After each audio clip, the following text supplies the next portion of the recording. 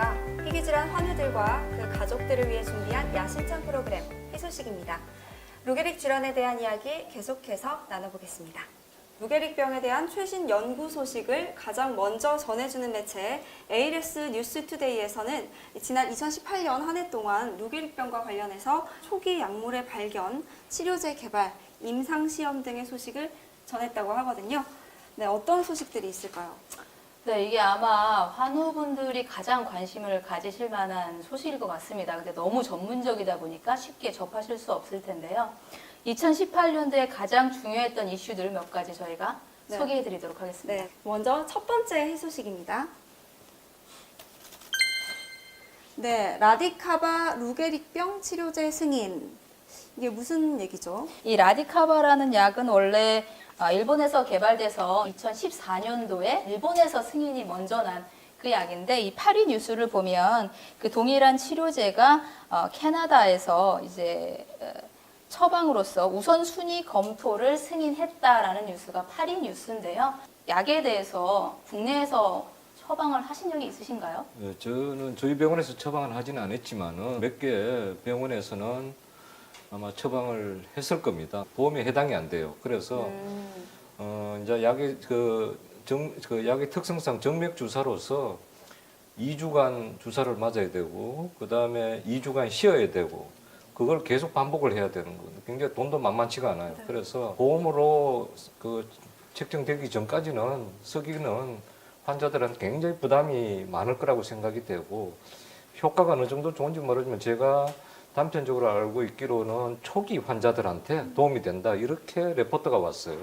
그래서 많이 진행이 된 사람한테는 별 개인적인 생각입니다만 그런 도움이 되지 않고 그렇지 않겠나, 이런 생각이 듭니다. 한 가지 궁금한 것이, 사실은 저희 이어지는 뉴스가, 유기 뉴스가 그 약에 대한 그런 효능에 대한 뉴스가 있거든요. 그래서 실제로 이 ARS 전문가분들이 이 치료제 승인에 대해서 윤리적인 요소가 우리가 고려를 해야 된다. 실제로 임상이 이렇게 거쳐온 걸 보면 말씀하신 것처럼 모든 환자들에게 이것을 해봤을 때 효과가 좋다라고 나온 약이 아니었거든요. 그래서 사실은 임상 3상을 3번이나 한 것으로 알려져 있고, 최종적으로 3상을 마지막에 했었을 때는 굉장히 환자들을 까다롭게 받았습니다. 그래서 초기 환자에 대해서만, 그리고 굉장히 심하지 않은 환자에 대해서만 따로 모집을 해서 이렇게 최종적으로 승인이 난 거거든요. 근데 실제로 이게 판매가 될 때는 그냥 모든 ALS 환자들에 대해서 처방을 할 수 있도록 허가가 났단 말이죠. 네, 그건 뭐 윤리적인 문제가 있는 거죠. 네. 그거를 이제 충분히 그러면 의사 선생님들이 다 아시는 문제인 거죠. 그렇죠. 네. 그리고 환우분들에게도 충분히 설명을. 원래 이 약이 개발되기로는 이제 그 뇌경색 환자들한테 뇌 세포가 자꾸 망가지는 것을 슈프록사이드 산화기 정도를 어떻게든지 줄여보는 방향으로 했는데 그게 효과가 없었어요. 그 FDA 공인받은 거는 뭐 그 초기 환자 이런 말이 별로 없고 전반적으로 이렇게 다 나와 있어서 그런 것이 좀 헷갈리는 그런 그거라고 생각이 됩니다. 잠깐 언급을 해주셨는데 교수님, 그럼 이렇게 치료제가 승인이 났다라는 기사가 나오면 환자나 환자 가족분들이 굉장히 민감하게 반응을 할 것 같아요. 병원에 와서 확실한 약이 맞냐, 바로 처방을 해달라, 이런 질문을 많이 받으실 텐데 그 과정에서 혹시 어려움은 없으실까요? 그 어려움 많죠. 어려움 많은데 우리가 이제 약이 시판이 되려면은 일단은 뭐 FDA 승인 받아도 한국에서 식약청에서 또 승인을 받아야 돼요. 그렇죠. 이 식약청에서 승인을 해도 각 소속된 병원에서 또 이거 승인을 받아요. 윤리위원이나 위원이나 아니면은 약 그거 심사하는 거기에서 또 승인을 받아야 돼요. 그러려면 적어도 한 새로운 약이 효과가 있다고 해서 FDA 승인을 받아도 보통 2, 3년은 쉽게 흘러가요. 사실 교수님도 설명을 해주셨지만 저도 이 약에 대해서 생각을 해봤을 때 여러 가지 고민이 들기는 합니다. 임상 결과상 굉장히 초기 환자분들에게 도움이 된다라는 게 너무 자명한 일이고, 근데 또 환우분들에게 또 도움이 될 수 있는 약인 건 또 확실하고, 근데 또 돌려 말하면 굉장히 리스크가 있습니다. 이 약 자체가 보험이 안 되기 때문에 제가 찾아본 바에 의하면 이 약이 미국에서 한 1억 5천 정도 1년에 치료비가 든다고 알려져 있거든요. 쉽게 결정할 수 없는 문제니까 잘 상의를 하셔서 최종적으로 결정을 하셨으면 좋겠습니다. 네, 두 번째 희소식입니다. 네, 복합체 임상시험 허가. 이것은 또 무슨 얘기인가요? 네, 이게 요즘 사실 단일 약물로 이제 임상을 하는 경우도 있지만 저렇게 복합제로서 임상을 하는 경우도 이제 늘어나고 있는 추세인데요. 특히나 이제 ALS 치료에서 가장 스탠다드가 됐던 게 릴루졸이라고 하는 약물이 있습니다. 기존에는 이거 하나만 이제 처방이 되어서 나갔었는데 최근 연구 결과에 따르면 이부딜라스트라고 하는 이게 염증 치료제인데요. 이 약과 함께 복용을 했을 때 훨씬 더 환자분들에게 도움이 된다라고 하는 연구 결과가 나와서 임상 2상에서 성공적으로 효능이 밝혀졌고 현재는 이제 3상 들어가는 허가가 나왔다고 하는 소식입니다. 교수님, 지금 저희가 말하고 있는 릴루졸이라고 하는 약이 95년도부터 승인돼서 이제 환자들에게 처방이 되고 있는데 실제로 어떤가요? 환우분들에게 처방이 됐었을 때 경과가? 호흡기를 하고 있는 사람한테는 못하도록 돼 있어요. 아, 왜죠? 호흡 장애가 있으면서 호흡기를 하는 사람한테는 보험 인정을 못 해줍니다. 실제로 또 부작용도 좀 있어요. 부작용이 있어서 실제로 많이 쓰이진 않아요. 그리고 또 이래 약이 또 비싸다 보니까 쓰다 보면은 요즘에도 비싸죠. 보험에 또 삭감을 시켜요. 건전도 검사에서 4군데 중에서 3군데 이상이 없는데 건전도 아닌데 이걸 왜 쓰냐 이런 식으로 어퍼 모터 시스템하고 로 모터 시스템에 같이 나타나야 되는데 이러면서 이 삭감을 시키니까 어지간하면 안 쓰죠. 뭐 같이 쓰면은 큰 문제는 저는 없을 거라고 생각이 되고 문제는 약값이 어떻게든지 좀 싸야 되고 그리고 쉽게 쓸 수 있도록 이 이제 여러 가지 보험 책정이라든가 이런 거를 뭐 국가에서도 그렇고 이런 거 잘 해줘야 되고. 굉장히 오래된 약이라고 저는 알고 있는데 네. 그 부작용이 심하지 않다면 그냥 현장에서 한번 해보실 그렇죠. 수도 있다라는 그렇죠. 생각이 듭니다. 충분히 가능한 이야기죠. 네. 예. 이게 3상에 이제 들어간다고 하니까 이제 확실한 약효가 나오면 아마 정부에서도 뭔가 심평원에서도 허가를 해주시지 않을까 기대를 해보겠습니다. 그럼 이어서 세 번째 소식 보도록 하겠습니다. 네, 새로운 줄기세포 치료법 임상 실시 소식이네요. 지금 앞서 설명을 해드렸던 것들은 다 화합물을 기반으로 한 치료법이었는데요. 지금 새롭게 임상을 하고 있는 것은 줄기세포 치료제에 대한 뉴스입니다. 4위에 해당한 뉴스는 신경 척수 유도 신경 줄기세포라고 해서 좀 이름이 어렵죠. 어쨌든 줄기세포 중에 한 타입인데 이걸 가지고 임상 1상과 2상을 했었을 때 굉장히 긍정적인 결과가 보여졌다라는 뉴스가 4위고요. 또 다른 줄기세포 치료제는 이거는 줄기세포라고 하기는 좀 그렇지만 실제로 신경세포인 아스트로사이트라고 하는 세포를 건강한 사람의 아스트로사이트를 환자분에게 주입했을 때 긍정적인 효능이 보였다라고 하는 뉴스가 3위 뉴스가 되겠습니다. 네, 관련해서 제가 박성자 이사님께 좀 여쭤보고 싶은 게 있는데요. 이런 것들이 눈앞에 현실이 되기까지 굉장한 인내의 시간이 필요하실 텐데 이런 기사들을 보면 혹시 어떤 생각들이 드시나요?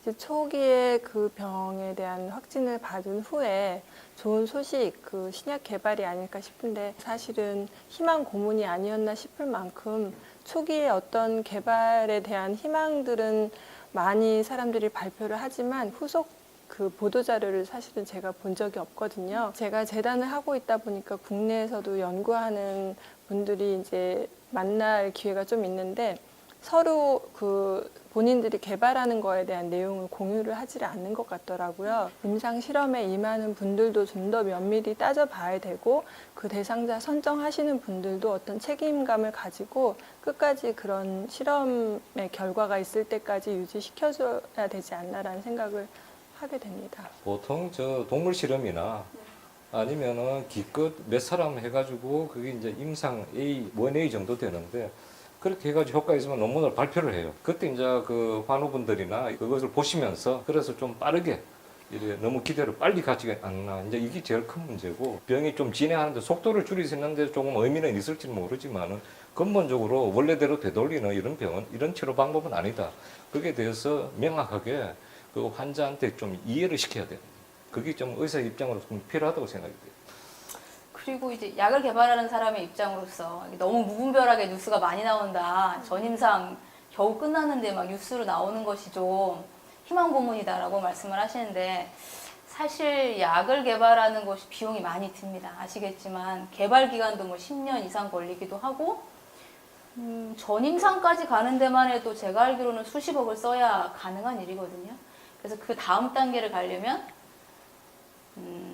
여러 자본 네, 그런 도움도 필요하고 하기 때문에 사실은 그런 면에 있어서 제약사나 이런 데서 발표를 하는 내용도 있기 때문에 그분들이 더 나은 약을 만들기 위해서 거치는 과정이라고 좀 이해를 해주셨으면 좋겠다라는 생각을 하게 됩니다. 네, 아무래도 이 각 분야에서 목소리를 내고 계시다 보니까 저희가 고려해야 될 것들이 굉장히 많은 것 같아요. 마지막 소식 보겠습니다.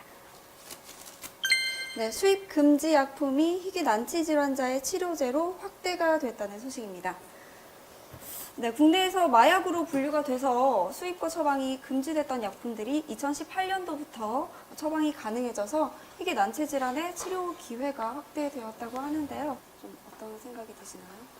이게 한동안 저희가 포털 뉴스에서 많이 접했던 뉴스 중에 하나라고 생각이 되는데요. 실제적으로 환우분들에게 도움이 되는 게 너무나 잘 알려져 있는데 금지 약물이라고 해서 국내에 못 들여오는 경우가 있었죠. 이제 일부 치료용 마약에 대해서는 이제 좀 바뀌었죠. 시스템이 이제 그 환우분이 의사 선생님께 가서 선생님께서 이 환자에게는 이것이 정말 필요합니다라고 소견서를 작성하셔서 식약처에 이것을 내시면 검토하신 후에 승인이 되면 한국희귀 필수의약품센터에서 직접 그 약물을 해외에서 수입해 와서 환자분들에게 전달해 줄 수 있는 길이 열렸다고 하는 뉴스입니다. 교수님, 실제로 환자분들께서 더 많이 아시잖아요. 네. 그럼 내가 이 약이 필요한 것 같습니다. 라고 어떻게 구해 주실 수 없나요? 라고 교수님께 혹시 질문을 하신 적은 없으신가요? 루게릭 환자나 아니면 보호자한테 그런 약을 부탁받은 적은 한 건도 없습니다. 통증이 있으면 다른 약으로 다 해결이 되기 때문에 뭐 우울증이라도 이런 것도 다른 약으로 충분히 해결이 되기 때문에 루게릭 환자에서는 그게 특별히 필요하지는 않지 않나 그런 생각이 드네요. 그러니까요. 제가 찾아봤던 자료가 뉴덱스타라고 하는 약인데 이게 감정 조절 장애를 겪는 환자분들에게 처방되는 약인데 국내에서는 이제 찾을 수가 없는 약인 거죠.